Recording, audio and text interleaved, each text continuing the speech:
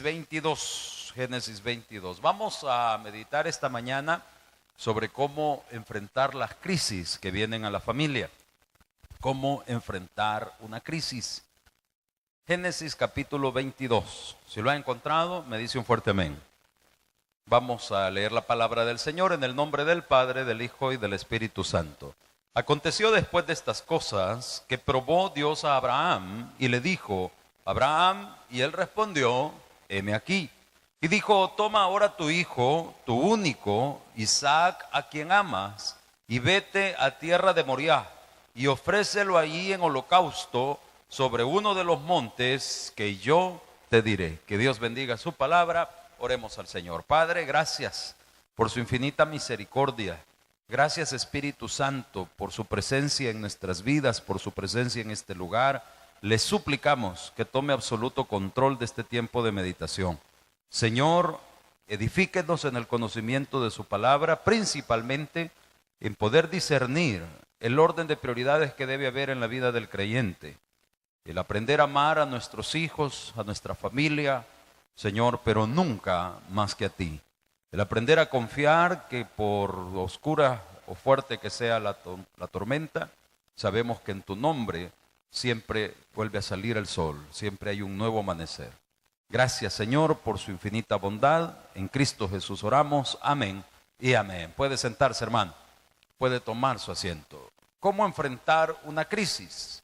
¿Cómo enfrentar una dificultad? Es el título en esta hora. Nosotros como cristianos estamos por celebrar el próximo domingo, el Domingo Guerrero. Y como tal, estamos nosotros enfatizando la calidad de guerreros que somos. ¿Por qué guerreros? Porque su vida y la mía es de batalla continua, hermano. Porque cuando usted recibió a Cristo como su Salvador personal, no se le dijo que iba a vivir en un lecho de rosas y que todo iba a ser paz y amor. Vivimos en un mundo extremadamente complicado, extremadamente difícil. Un padre de familia entró a mi oficina antes de comenzar el culto y me dice: pastor, ayúdeme a orar. Mi hijo ha desaparecido. Tiene 4 o 5 días de desaparecido. El joven andaba con malas amistades. Se había involucrado en cosas malas. Y ahora no se sabe de él. Un padre, por malo que sea su hijo, siempre es su hijo. Y siempre le va a doler. Y habemos padres que tenemos corazón de madre, ¿verdad? Porque hay varios padres que dejan a los hijos botados y les vale un sorbete. Pero habemos padres que nos importa lo que pasa con nuestros hijos. Buenos o malos, solo Dios lo sabe. Porque usted me podrá decir: pero ¿cómo es posible que si ese padre es tan preocupado por su hijo, haya permitido que él se meta en ese estilo de vida? Bueno, nadie puede juzgar la vida de otro, hermano. Yo solo le cuento que este hombre vino muy quebrantado y me pedía que le ayudara a orar. Ahora bien, ¿cómo enfrenta esta batalla? Porque si analizamos las estadísticas de lo que estamos viviendo, lo más probable es que el muchacho ya haya muerto. Lo más probable, yo se lo dije. Usted tiene que estar consciente. El muchacho anda en malos pasos, anda con malas amistades, ha desaparecido. El 90% de posibilidad es que esté muerto. Vamos a orarle a Dios. Vamos a pedirle a Dios, ¿verdad? Que tal vez anda con alguna su novia y está encerrado desde hace 5 días. No sería raro, ¿verdad? Sería comprensible. Entonces, pero sepamos qué es lo que estamos hablando. Ahora, él está pasando una crisis. Él está pasando por su momento de tribulación. ¿Qué hace que una tribulación, que un problema sea prueba o sea juicio de Dios? Cuando es prueba, es cuando usted ha tratado de vivir lo mejor posible. ¿Oyó lo que le dije? Ninguno de nosotros podemos ser perfectos en nuestro comportamiento. Dice el apóstol Pablo que más tardamos de querer hacer lo bueno que en que hacemos, ¿qué cosa? Lo malo. Y como basta con que pensemos lo malo para que ya no sea tomado en cuenta por pecado, ¿a cuánto muchas veces nos traicionan los pensamientos, hermano? Entonces, y cuando nos enojamos, no me va a decir usted que dice: ay, qué lindo el hermano, ¿verdad? Qué tan buena gente el hermano. No, no dice eso. Ay, vieja desgraciada, ojalá Dios le mande un rayo. la apache un carro, la aplaste un tren, le pasa en la lengua al final, por chambrosa. Pero con ese resentimiento, ese odio, nosotros estamos pecando. Entonces, somos pecadores. Pero una cosa es reconocer nuestra naturaleza pecaminosa y otra cosa muy distinta es darle rienda suelta a nuestros impulsos, hermano. Si de querer hacer se nos vienen a la mente muchas cosas malas que quisiéramos hacer. El solo hecho de querer ir a comerse un pastel, ¿a cuántos nos gusta el pastel, hermano? Vaya, ¿a cuántos les gusta el sorbete? Pues vaya. Yo tengo un problema, fíjese que la semana pasada yo le encargué a un hermano que prepara un budín muy bueno, le encargué un budín para regalárselo a alguien. Fíjese que no se lo pude regalar. ¿Por qué, hermano? Me lo comí. Me pasó las del Chavo el 8. Es que yo tenía planeado ir a visitar a esta persona el miércoles, ¿verdad? Entonces, pero resulta que por unos contratiempos aquí en la iglesia no pude salir. Y ahí estaba el budín en la refrigeradora. Y cree que me lo pude sacar de la cabeza. Me llamaba. Me decía, cómeme, cómeme. Entonces, no logré pasar el miércoles. Si hubiera llegado al jueves, la hago, fíjese. Porque yendo yo a San Salvador, pues hubiera llevado el budín. Pero como ahí estaba en la refrigeradora y como la carne es débil, hermano. Entonces, así es el pecado. Así son las tentaciones. Y cuando usted me dice, pastor, ¿pero qué tiene de pecado comerse un pedazo de budín? No, un pedazo no, pero comérselo todo. ¿Cómo se llama ese pecado? Gula. Y después ahí está usted, ¿verdad? Ay, saber por qué me siento mal, saber de las grandes fajadas que se pega, hermano. No, pues lo que pasa es que nosotros fallamos constantemente, fallamos a cada rato, pero de pecados a pecados. Y no hay pecado chiquito, ya lo he explicado, pero sí hay pecados que tienen consecuencias más graves unas que otras. Porque si bien es cierto, fallamos con una mala respuesta, fallamos con una mala actitud, pero es muy distinto a que usted vaya y le quite la vida a otra persona. Las consecuencias, los efectos, los resultados son distintos. Usted vaya y robe algo. Los efectos, ante Dios, pecado. Ante Dios, con una mentira piadosa, ya se nos resta puntaje. Pero cuando usted está tratando de caminar derecho, cuando usted está tratando de vivir conforme al triángulo del éxito. A ver, iglesia, ¿cuál es el triángulo del éxito para los miembros del tabernáculo? ¿Por qué para los miembros del tabernáculo? Es una costumbre que viene desde nuestro pastor general y ahora nuestro pastor junior la ha retomado, ¿verdad? El triángulo del éxito: su casa, su iglesia, su trabajo. Su casa, su iglesia, su trabajo. Ese es el triángulo del éxito. Y nuestro pastor general hacía la comparación con la estrella de David. La estrella de David, que es uno de los símbolos principales del pueblo de Israel, él hacía esta comparación. Se compone de dos triángulos. Y él le llama, porque todavía está con nosotros, el triángulo del éxito y el triángulo de la confirmación del éxito. Y entonces él les decía, ¿cuál es el triángulo del éxito? Su casa, su iglesia, su trabajo. Si usted rompe el triángulo del éxito, ¿qué sucede? Pues no va a tener éxito. ¿Y cómo se rompe el triángulo del éxito?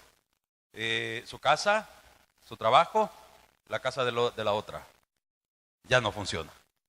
Ahí ya no hay éxito. Su casa, su trabajo, los cheros. Ya no funciona. ¿Sí me entiende?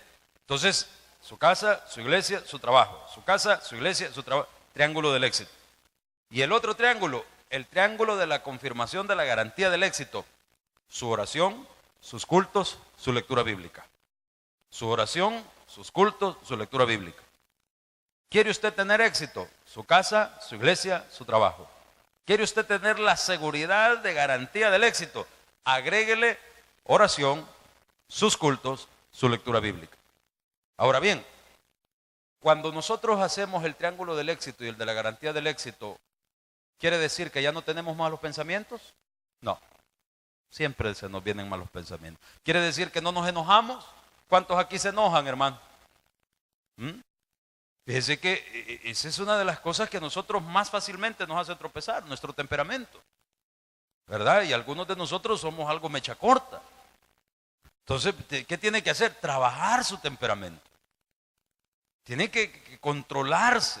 platicaba con un diácono esta semana que tiene serios problemas de temperamento. Yo le decía, por la confianza y el aprecio que le tengo, le decía, hermano, es su temperamento. Acuérdese, hace muchos años usted tuvo la humildad de venir y decirme, pastor, ¿por qué yo tengo tantos problemas? Y yo se lo dije, usted tiene problemas de temperamento. Se enoja, se altera, empieza a aventar pedradas para diestra y siniestra. Entonces, claro, va a tener problema en su hogar, va a tener problema en su iglesia, va a tener problema en su lugar de trabajo por su temperamento. Entonces, contrólese, pídale al Señor que le ayude a sosegar eso. Entonces, ese esfuerzo que llevamos por mantener casa, iglesia, trabajo, oración, lectura bíblica, cultos, y tratar de sosegar la fiera que llevamos dentro, eso lo pone a usted, hermano, en una condición muy favorable para evitar un juicio de Dios. Los juicios de Dios vienen cuando le topamos la cuerda a Dios, cuando lo enojamos. Entonces, ¿ha oído usted hablar a nuestro pastor de cuando dice Dios le pasó la factura? Pero cuando usted está triángulo del éxito y triángulo de la garantía del éxito y luchando por llevar su control en su vida, por caminar derecho, entonces usted no está preocupado que le pasen facturas. Usted no está preocupado porque el Señor venga y le diga, mira, vení, vamos a arreglar cuenta. ¿Por qué? Porque aunque no somos perfectos, pero estamos con el corazón propuesto a agradar a Dios. Y yo le he predicado muchas veces que cuando nosotros estamos enfocados en agradar a Dios, ¿qué le queda a Dios, iglesia? ¿Qué le queda? Bendecirnos. Ahora bien, a esto quería llegar. Si usted está esforzándose por su triángulo del éxito, de la garantía del éxito, y tratando de llevar sosegada esa fiera que llevamos dentro, ¿estamos libres de facturas? Amén. ¿Estamos libres de juicio? Amén. ¿Estamos libres de pruebas? No. Las pruebas son otro pisto. Las pruebas son aquellas dificultades que Dios trae a su vida para forjarlo, para hacerlo crecer.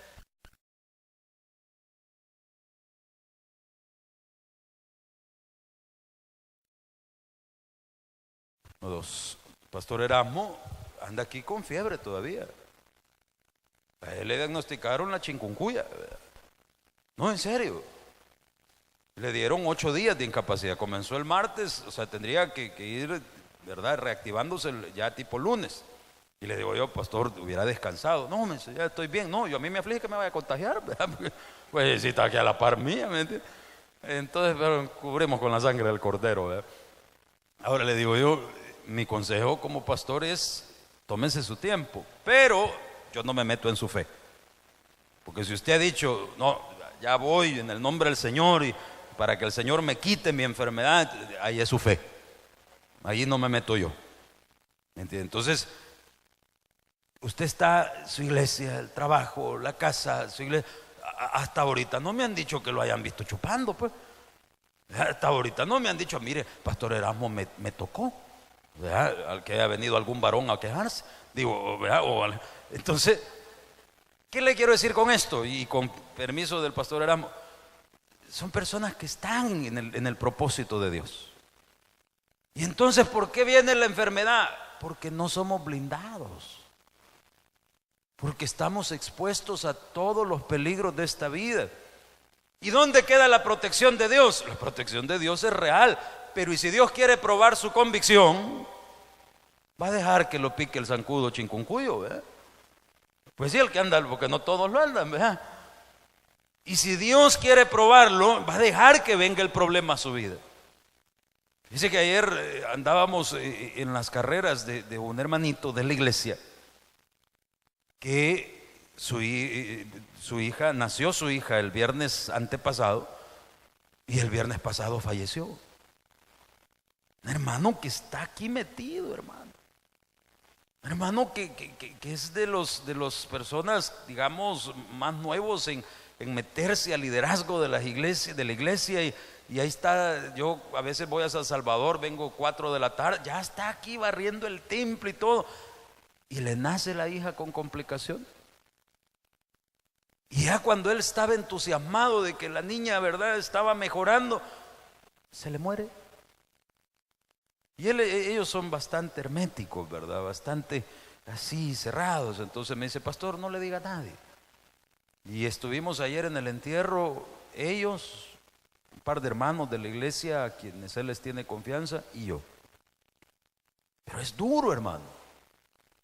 Es duro porque ¿qué palabras tiene usted como cristiano, como hermano en Cristo?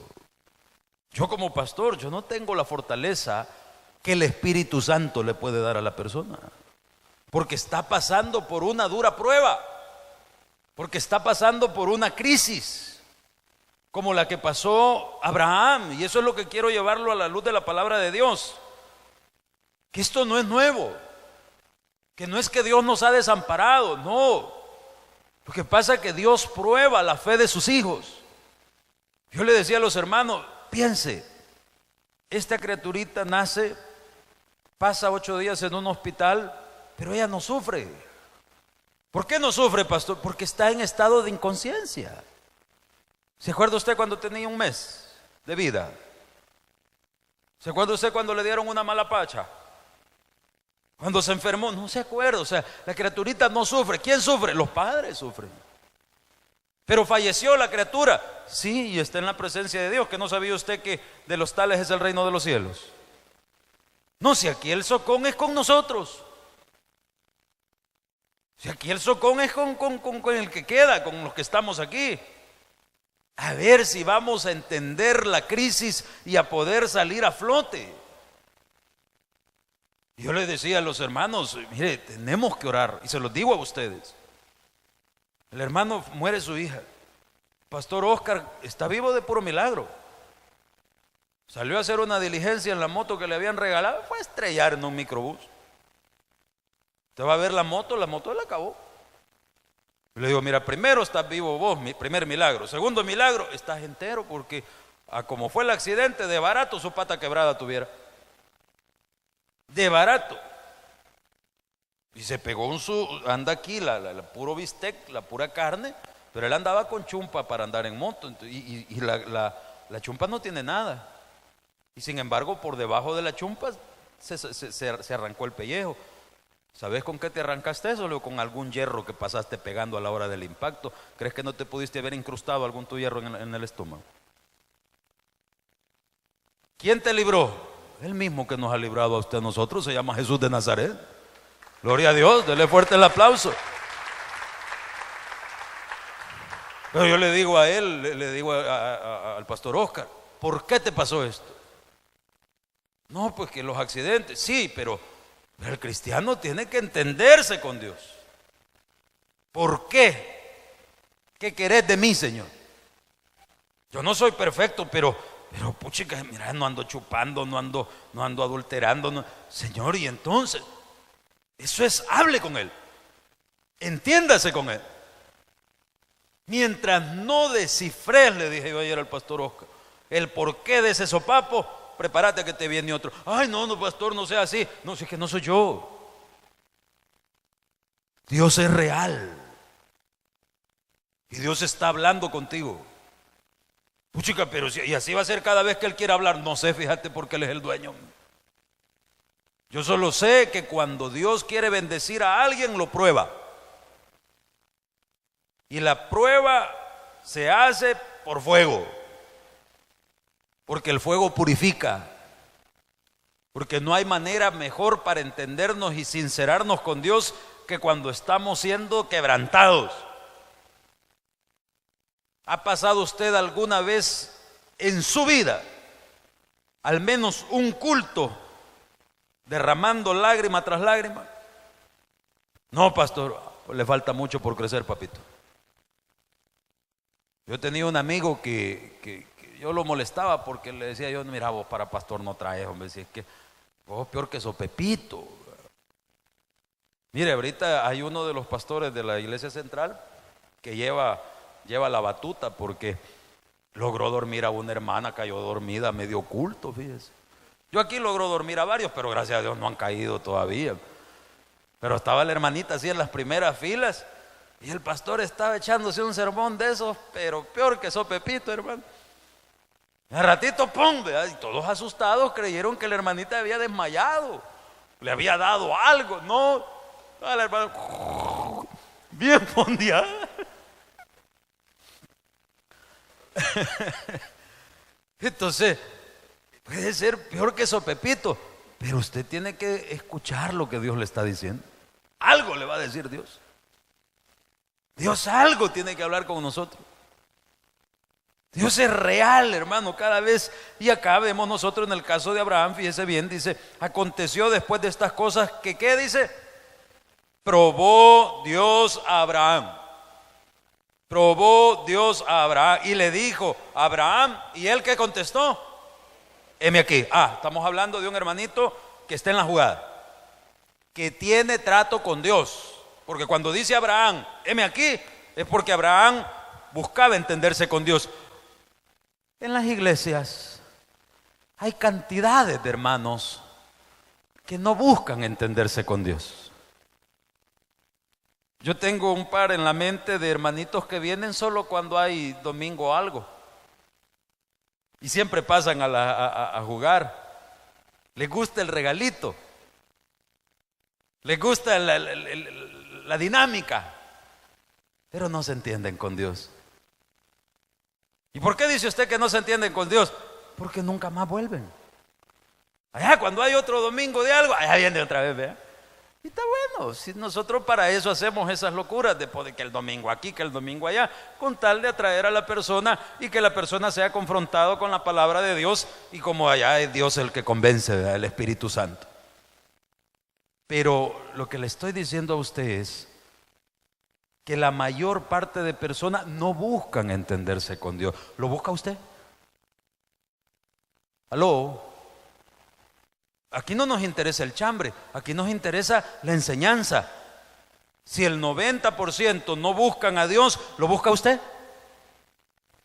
Eso es lo que a mí me interesa. Si al menos uno dice, sí, Señor, yo la verdad que tiene razón el pastor, ahorita yo he estado viniendo pero no conectaba, voy a empezar a entenderme con Dios, ya ganamos. Ese es el propósito del sermón. Y aquí yo le puedo poner 1000 ejemplos de cosas que no conectan. Me decía alguien esta semana que pasó, es que mire pastor, el hermano fulano, viera cómo añora venir al culto. Mire hermana, no me venga con pales. No, es que viera que lo que pasa es que como le queda bien difícil porque no logra el transporte de la iglesia, entonces porque él llega a trabajar, se cambia en todo lo que sale, ya se ha venido el transporte. Mire, le voy a enseñar dónde para el bus.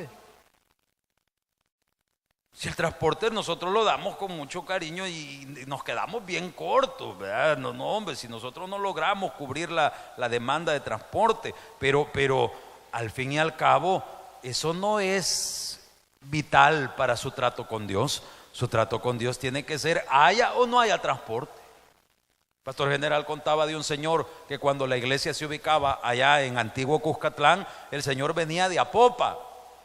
¿Y sabe cómo se venía? Trotando. Desde Apopa el señor había agarrado, dijo, bueno, la verdad que estaba pasando al parecer por una situación bien difícil y no tenía ni para el pasaje. Entonces lo que hacía, ponerse sus zapatos tenis y empezar a trotar.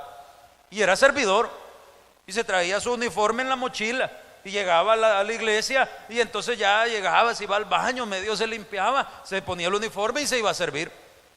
Terminaba el culto, ¿verdad? Ya los hermanos salían, se volvía a poner la calzoneta, el pants, los tenis y decía otra vez para Popa de regreso. Eso trato con Dios. ¿No ha leído usted en la Biblia cuando dice y Jesús se fue a orar aparte y las multitudes oyeron que el Señor estaba por allá y allá iban todos a seguir al Señor? ¿Busca usted a Dios? Heme aquí, le dijo Abraham. Heme aquí. Un trato con Dios. Dice el versículo 2 y dijo, toma ahora tu hijo. Mire que esto es duro. Toma tu hijo, tu único, Isaac. Y todavía viene y lo remacha. ¿Y cómo dice? A quien amas. Ese hijo que tú amas, el único que tiene, vete a tierra de Moriah y ofrécelo. ¿En qué, hermano? En holocausto, sobre uno de los montes que yo te diré. Hermano, Yo no sé si usted ha pasado por una dificultad en la vida, me imagino que sí. Pero yo creo que el dolor de saber que Dios expresamente le está queriendo matar un hijo, nosotros nos quedamos pachitos a la par de Abraham. Abraham no era ninguna buena pieza. Acuérdese que ya hemos estudiado los problemas intrafamiliares que tenía Abraham. El primero que toparon a la procuraduría fue Abraham. ¿Sabía usted eso? Sí, porque le pegó un cipote a la doméstica de la casa y lo que hizo fue, dice la Biblia, darle un pedazo de pan, un odre de agua y le echó a la calle. Abraham tenía dificultades como usted y como yo. Pero que venga Dios y le diga: tu único hijo, al que tú amas, al que tanto te costó tener, porque si usted se acuerda, esa era la mayor petición de Abraham. Señor, le dijo, dame un hijo. Yo no tengo un hijo, todo lo que yo tengo lo va a heredar el empleado que él tenía, el Napomuceno. Ah, no, Damaseno era, ¿verdad? Ah, pues ese. Entonces viene y Dios lo prueba. Repita conmigo, hermano: Dios prueba mi fe. Dios probó la fe de Abraham. Por esto es que le llaman a Abraham el padre de la fe. Porque él supo enfrentar la crisis, supo entender que el problema que estaba viviendo no era un abandono de Dios, no era porque Dios no lo amara o porque Dios no existiera o porque Dios no escuchara la oración, era porque Dios es soberano y había decidido probar su fe. Es lo que dice después, versículo 3: Abraham se levantó muy de mañana. ¿Ha oído un dicho usted que dice: al mal paso darle prisa? Bueno, ya está la situación, ya está la noticia. Me llama el viernes, creo que fue, viernes o jueves. Viene el pastor Pascasio, entra a la oficina corriendo y me dice: hermana Mercedes Piche. Y aló, hermana, y estaba la hermanita llorando. Porque habían llevado a nuestro hermano Manuel Piche, que ya usted lo conoce, que es de los hermanos que él me viene a despertar a mí todos los domingos por la mañana, a las 5 de la mañana está cantando a la par de mi habitación. Él canta alabanzas, ¿verdad? Pero él va a cantar ahí a la par de mi cuarto. Yo creo que él se le imagina que yo digo: ay, qué lindo canta el hermano. Entonces son personas que están aquí, hermano, antes que yo, incluso como pastor de la iglesia, antes que muchos, constantemente, toda su familia, sirviendo a Dios y se va a hacer un examen al hospital y sufre un paro respiratorio. O sea, en buen salvadoreño, se les murió allí. Y gracias a Dios, Dios es perfecto, que eso sucedió en el hospital, ¿verdad? Y entonces ya lo trataron y la hermanita muy preocupada, los hijos ni cuenta se daban. Y ya lo nivelaron. Pero usted no me va a venir a decir que ha visto al hermano Manuel Piche allá cuenteándose una hermana, que lo ha visto allá echándose un puro de marihuana, ¿verdad? O sea, son personas de buen testimonio. Son familias como la mayoría de ustedes que están en su iglesia, su casa, su trabajo. Pero eso no nos quita que Dios no nos vaya a probar. ¿Sabe dónde está el hermano Manuel ahorita? Ingresado en el hospital. Está bien. Ayer le llamamos con mi familia y haciéndole broma y todo. Y él es bien, así le gusta bromear.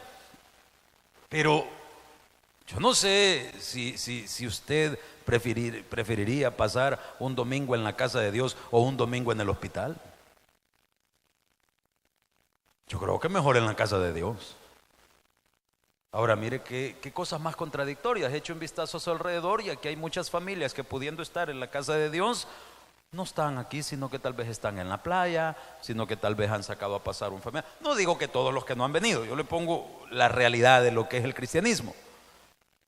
Algunos prefirieron tal vez quedarse lavando la ropa para venir en la tarde. Cada quien sabe cómo se entiende con Dios, pero qué contradictorio, qué irónico, que muchas veces aquellos hermanos, y yo creo que esto debe estar en el corazón de mi hermano Manuel,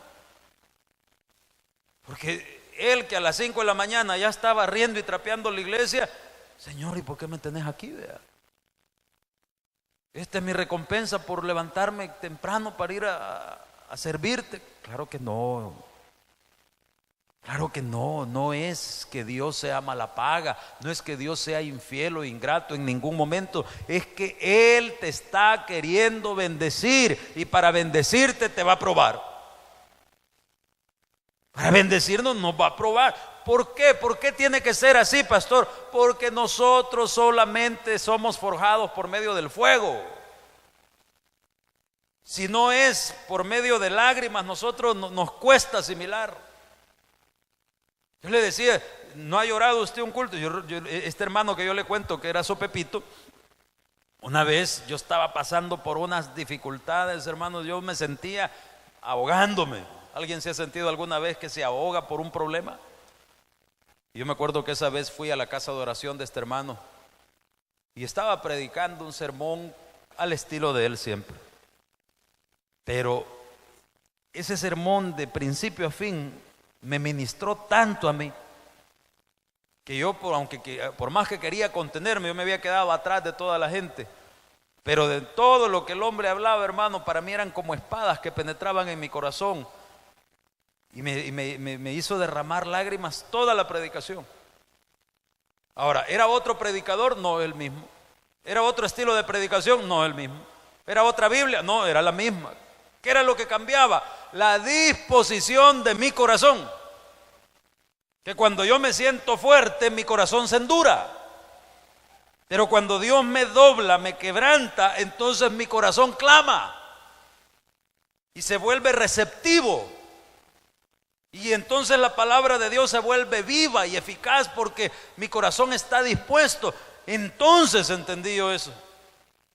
¿Por qué tiene Dios que probarnos? Por la dureza de nuestros corazones. Nuestro pastor general ha oído que siempre dice: hacete blandito, hombre. Hacete blandito. Apiate antes que te apeen, porque cuando te apeen te van a apear de una pedrada. Se refiere a la dureza del corazón. Me dice una vez un hermano: pastor, ayúdeme a orar por esta criatura que está hospitalizada. ¿Dónde está la mamá? No, pues le dijimos que viniera, no ha venido. Ah, va. Hace falta más quebrantamiento. Si aquí usted marca la pauta, ¿cuánto quiere de Dios? La Biblia es clara, dice, ¿verdad? El freno para el caballo, el cabestro para el asno y la vara para las espaldas del necio. Explíqueme por favor qué significa la palabra necio. Necio significa el que repite su error. Te sabe que está cometiendo un error y sigue cometiéndolo consciente. Entonces, necio. ¿Y qué va a suceder? Ahí viene la vara. Esto es matemático. Esto es sencillo. Pero nos cuesta aceptarlo. No queremos. El libro de Proverbios dice: el siervo entiende, pero le vale madre. Esa es la versión del hebreo. El siervo entiende, dice, pero no hace caso. ¿Cuándo hacemos caso? Hasta que nos tienen bien torcidos en el suelo. Entonces decimos: Señor, y muchas veces, quiero decirle algo, muchas veces aún estando quebrados, endurecemos más el corazón. Y ahí sí es cuando el proverbio, cuando dice la Biblia: el que reprendido endurece la cerviz, será quebrantado y no habrá para él medicina. No porque Dios no sea misericordioso, es porque si usted sigue endureciendo el corazón, se lo van a acabar. ¿Mata a Dios, hermano? Sí, Señor. Y no Él es el dueño de la vida y de la muerte, pues. Tremenda cosa, dice, es dar cosas contra el aguijón. Horrenda cosa es caer en manos del Dios viviente. Él es amoroso, Él es tardo para la ira, pero Él es fuego consumidor. Ahora, viene Abraham, dice, se levantó de mañana, démosle. Versículo 4, al tercer día alzó Abraham sus ojos, vio el lugar desde lejos. Versículo 5, entonces dijo Abraham a sus siervos, póngale atención a esto. Viene Abraham, dice, y le dijo a su siervo: esperad aquí con el asno, yo y el muchacho iremos hasta ahí. ¿Qué dijo que iban a hacer? ¿Qué dijo que iban a hacer? ¿Qué le había dicho Dios que iba a ir a hacer? A matar al hijo. Hermano, nosotros debemos aprender a entender las cosas del Espíritu. Jesucristo le dijo a los discípulos: señores, esta gente tiene ojos y no ven, tiene oídos y no oyen, pero a vosotros os es dado el entender los misterios del reino. Ahora, el problema es que lo espiritual no lo va a discernir en la carne. Lo espiritual se discierne espiritualmente. Abraham en la carne le dijeron: vas a ir y vas a sacrificar un hijo. Abraham conocía a Dios. ¿Conoce usted a Dios? ¿Conoce usted la palabra de Dios? ¿Subraya usted su Biblia con las promesas que Dios le ha dado? Abraham seguramente hizo una reflexión lógica. Haber dicho: bueno, ¿cómo es que el Señor está mandando a matar a mi hijo si mi hijo es el resultado de una petición contestada?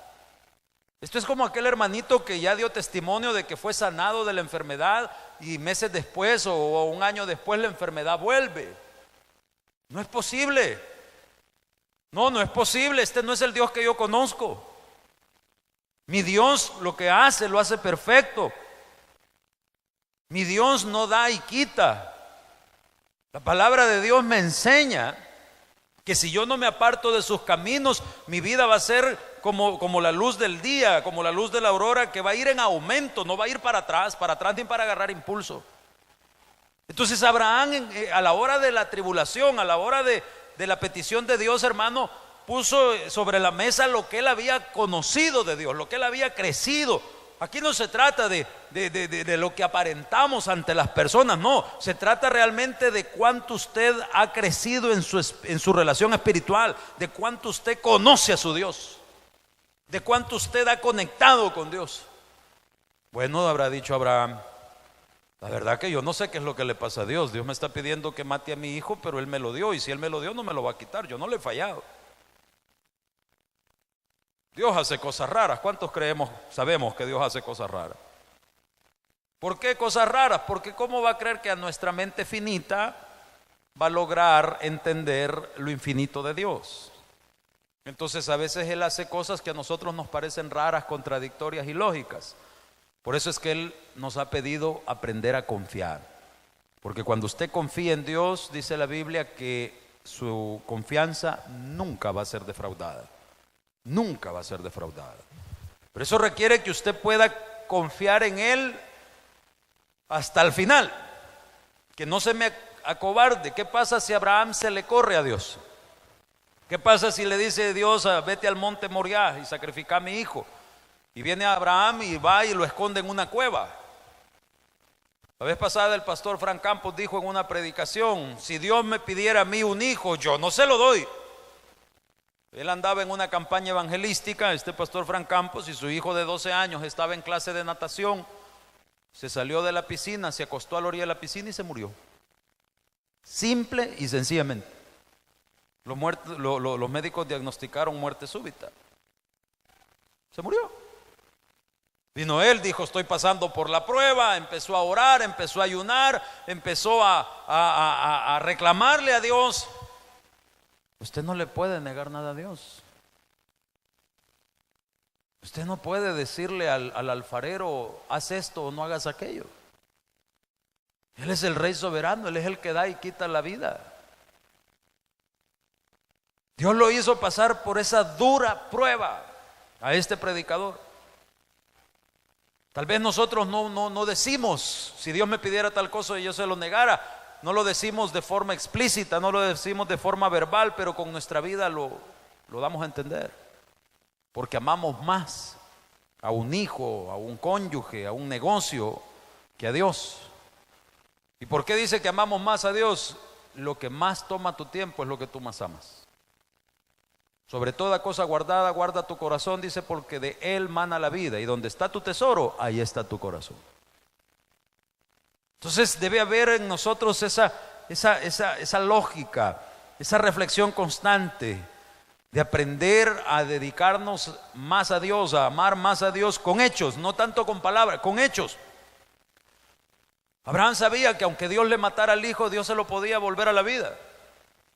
Y fue y sabía que no se podía esconder en ninguna parte de la vista de Dios. Entonces dice, versículo 5, Abraham dijo a sus siervos: esperad con el asno, yo y el muchacho iremos ahí y adoraremos. ¿Y qué dice?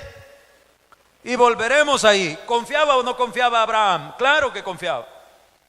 ¿Cómo le va a decir a los demás, ya vamos a venir, el muchacho y yo iremos, adoraremos y volveremos, si Abraham sabía que lo habían mandado a matarlo? Es que eso era en la carne, pero en el espíritu él sabía que Dios nunca lo iba a defraudar. En el espíritu Abraham sabía que Dios lo amaba entrañablemente, y Abraham amaba a Dios y amaba a su hijo, pero por sobre todo amaba más a Dios. Entonces dice luego el versículo 6, tomó Abraham leña del holocausto, lo puso sobre Isaac su hijo, tomó en su mano el fuego, el cuchillo, fueron ambos juntos. Entonces habló Isaac a Abraham su padre y dijo, Padre mío. Y él respondió, heme aquí, hijo. Él dijo, he aquí el fuego y la leña, mas ¿dónde está? ¿Qué cosa? El cordero. Hermano, cuando usted pasa por el fuego, cuando usted pasa por la aflicción, cuando usted pasa por la angustia, va a venir esa pregunta a su corazón: ¿dónde está el cordero? ¿Cuál cordero? ¿Dónde está el cordero de Dios que quita el pecado del mundo? ¿Dónde está Cristo? Cuando usted pasa por ese momento va a haber una duda, va a haber un chispazo, donde usted va a decir, Señor, ¿por qué has permitido esto? No te veo. ¿Por qué Dios? ¿Dónde está Dios en medio de este problema? Y ahí solamente puede entrar, esa situación solo puede ser resuelta a través de sus convicciones, a través de lo que usted ha creído. No va a venir el pastor a decírselo, no van a venir los hermanos a decírselo, es de su interior. Así como Cristo dijo que de nuestro interior correrían ríos de agua viva, así es como de su interior tiene que surgir la respuesta y decir como dijo Abraham. ¿Qué pasó cuando le preguntó el hijo a Abraham? ¿Dónde está el cordero? Versículo 8, respondió Abraham, Dios proveerá. Dios proveerá. ¿Cuántos están pasando por una dificultad en su vida, hermano? En la que no ven la respuesta, en la que tal vez hay incertidumbre. Porque, hermanito lindo, de nada serviría este tiempo de reflexión si usted no lo aplica a su problema. ¿Dónde está el cordero? ¿Por qué Dios no me ha contestado? Viene Abraham y toma la decisión de confiar y dice a su hijo, Dios proveerá. ¿Cuál es su problema económico? ¿Se atreve a decir como dijo Abraham, Dios proveerá? ¿Se atreve a confiar que Dios va a ser fiel? ¿Se atreve a confiar que cuantas veces usted ha diezmado y ha ofrendado, Dios ha recibido con agrado su ofrenda y Él no va a permitir que el devorador venga y le robe su bendición? ¿Cuántos creen que Dios es fiel? Dios proveerá. Usted solo debe hacer su parte. Ahora, si no ha hecho su parte, comience hoy. Pero es capaz de hacer ese análisis lógico que hizo Abraham. Dios no me va a defraudar, esto no lo entiendo, esto está confuso. Pero yo sé que mi Redentor vive, yo sé que mi Señor me va a sacar adelante, Dios proveerá. Probablemente en su vida no es la vida de su hijo la que esté en juego, y gloria a Dios por ello. Pero aquí dice Dios proveerá. Y si Dios proveyó a Abraham para que su hijo no muriese, ¿cómo no le va a proveer a usted para salir adelante de ese problema económico, legal, salud? Dios proveerá. Y si al final, como sucedió con nuestros hermanos, Dios decidió llevarse a su hijo, Dios proveerá. Pero si ya se fue, sí, pero acuérdese que un día vamos a estar reunidos otra vez delante de su presencia. Acuérdese que nosotros tenemos nuestra mayor expectativa puesta en el pronto regreso de nuestro Señor Jesucristo. Y cuando Él venga, entenderemos nuestras angustias. Cuando Él venga, dice la Biblia, le veremos tal como Él es. Y todo aquel dolor que usted haya atravesado, Dios lo va a cambiar en gozo. Y qué gozo más hermoso voy a tener yo el día que vea a mis hermanos que acompañé ayer a enterrar a su niña, que los vea reunirse otra vez con su hija y recibir el galardón de Dios por haber seguido creyendo que Dios proveerá. Dios es fiel, hermano. Dios es fiel. Dice luego el versículo, vea por favor, 9. Cuando llegaron al lugar, Dios le había dicho, edificó allí Abraham un altar, puso leña, ató a Isaac su hijo, lo puso en el altar sobre la leña, Y extendió Abraham su mano y tomó el cuchillo para degollar a su hijo. No es necesario que usted vaya y mate a su familia al salir del culto, pero sí es muy importante. Vienen a mi mente varios casos, pero hace poco vi a una señora que se congregó con nosotros, hizo 3 intentos de congregarse. El primero fue cuando estábamos en una galerita allá en la propiedad de los hermanos Bonilla, que nos alquilaron cuando fueron los terremotos del 2001. Y ahí recuerdo que fue que llegó la primera vez la señora. Yo creo que estaba embarazada esa vez. Después creo que por los achaques de su embarazo ya no se congregó. Después apareció con la criatura. Pero como toda criatura, cuando lo llevan a escuela bíblica, las criaturas lloran. Lloran un ratito, hermano.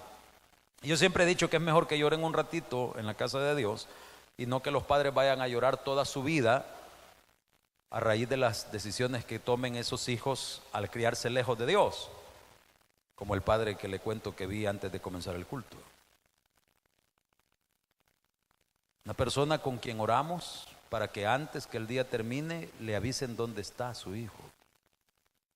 Porque ese es ahora, si Dios le concede la oportunidad de encontrarlo con vida, gloria a Dios. Pero yo no le voy a mentir.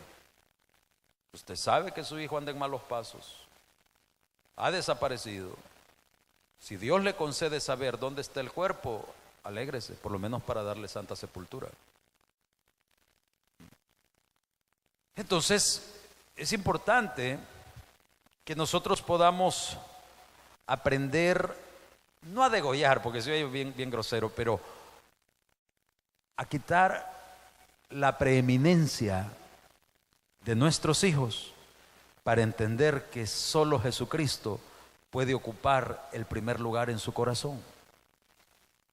Esta otra hermanita que le cuento llegó, lloró la criatura y no le gustó que llorara. Se salió del culto, lo fue a traer, se fue. Allá cuando el niño tenía como 3, 4 años, volvió a aparecer en nuestra iglesia. Estábamos nosotros en la galera antes de ser construido el templo, lo mismo, ¿verdad? No le gustaba escuela bíblica al niño, se fue. Hace poco la vi. Si nosotros la conocimos hace 15 años, pues el niño tiene ya como 15, 14 años. No le puedo decir si anda en malos pasos, pero sí le puedo garantizar que su futuro no es lo mejor que podría ser. ¿Por qué? Porque Cristo dijo, apartados de mí, nada podéis hacer. Y cuando usted ha conocido a Jesús, cuando usted entró a esta iglesia o a cualquier iglesia y escuchó que hay un Cristo que murió en la cruz por usted, que hay un Cristo que le ama tanto, que se entregó a sí mismo, que derramó su sangre por usted, hermano, lejos de Él nada le va a salir bien. Si usted tiene amigos, familiares, conocidos, que un día caminaron de la mano con Cristo y que hoy están lejos, dígaselos con amor y mansedumbre. Hermano, volvé. Los problemas que tenés, los tenés por estar lejos de Dios. Y la ventaja con Abraham es que cuando Abraham fue probado, Abraham estaba dispuesto hasta degollar a su hijo. ¿Qué significa? Que usted esté dispuesto a quitar a su hijo, a su cónyuge, a su negocio del altar en el que lo colocó, y que entienda que el único que tiene un altar en su vida tiene que ser Jesucristo, nuestro Rey soberano, nadie más. Eso sería degollar a su hijo. Abraham estaba dispuesto que nada ni nadie se interpusiera en su relación con Dios, que no iba a ser su hijo el que le sirviera de tropiezo para agradar a Dios. Y claro, Dios es misericordia. ¿Y qué sucede? Versículo 11. Entonces el ángel de Jehová le dio voces desde el cielo y le dijo, Abraham, Abraham. Y él respondió, heme aquí. Y dijo, no extiendas tu mano sobre el muchacho, no le hagas nada. Lea conmigo esto. Porque ya conozco que temes a Dios, por cuanto no me rehusaste tu hijo, tu único.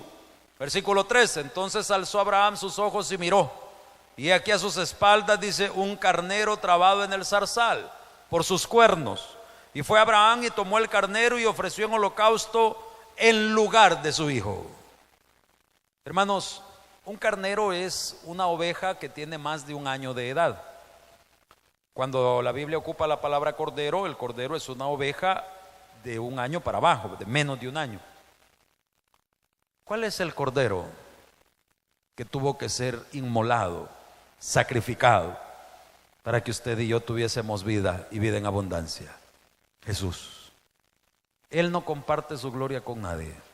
Y si usted logra poner a Cristo Jesús como lo principal en su corazón, usted se va a dar cuenta que ni sus hijos, ni su familia va a tener que sufrir ningún tipo de holocausto, porque Él ya lo sufrió para que usted y yo tuviésemos vida y la tuviésemos en abundancia. Démele un fuerte aplauso al Señor, por favor. Gracias, Señor, por su misericordia.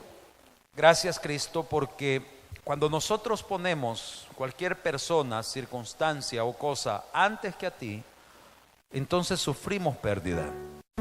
El predicador ha terminado su mensaje. Quisiera tener la seguridad que al morir irá al cielo. Invóquele de esta manera: Señor Jesús, te recibo hoy como único y suficiente Salvador personal. Creo que eres Dios, que moriste en la cruz por mis pecados y que resucitaste al tercer día. Me arrepiento, soy pecador, perdóname, Señor. Gracias doy al Padre por enviar al Hijo a morir en mi lugar. Gracias, Jesús, por salvar mi alma hoy. En Cristo Jesús, mi Salvador. Amén. Ahora ha nacido de nuevo a la familia de Dios.